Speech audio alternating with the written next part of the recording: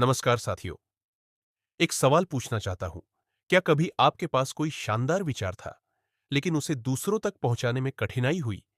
यही है संचार का महत्व।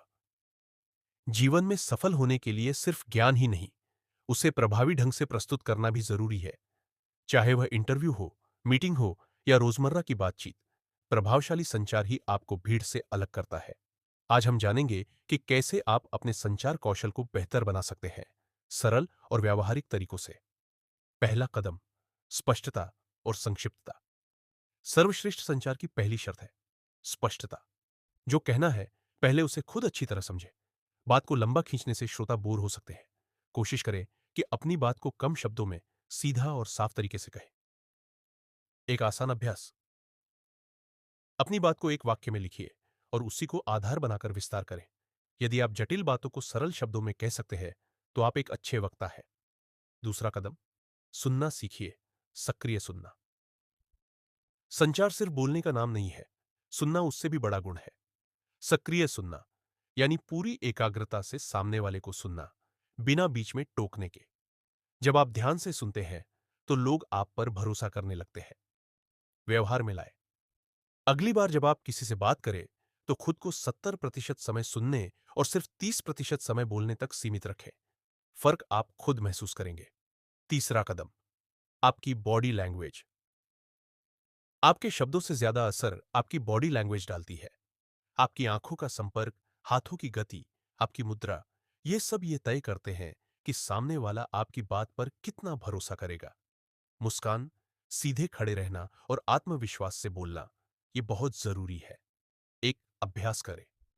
एक वीडियो रिकॉर्ड करें जिसमें आप 2 मिनट तक बोल रहे हो। फिर देखें कि आपके चेहरे के भाव, हाथों की गतिविधियां और आंखों का संपर्क कैसा है। चौथा कदम, अभ्यास ही सफलता की कुंजी है। कोई भी जन्म से अच्छा वक्ता नहीं होता। ये एक कला है जो अभ्यास से आती है। शुरुआत छोटी जगहों से करें। दोस्तों के साथ चर्चा करें।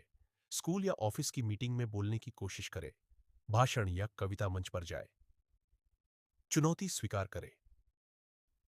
अगले 7 दिनों में हर दिन कम से कम एक बार किसी समूह में बोलने की कोशिश कीजिए।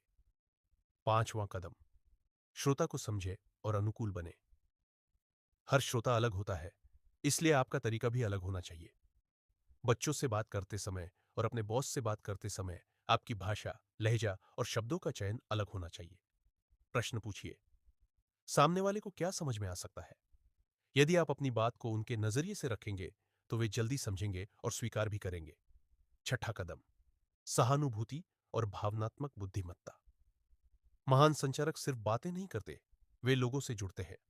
सहानुभूति, एम्पथी, यानी सामने वाले की भावना को समझना, और भावनात्मक बुद्धिमत्ता, इमोशनल इंटेलिजेंस का मतलब है कब क्या कहना है, ये समझना।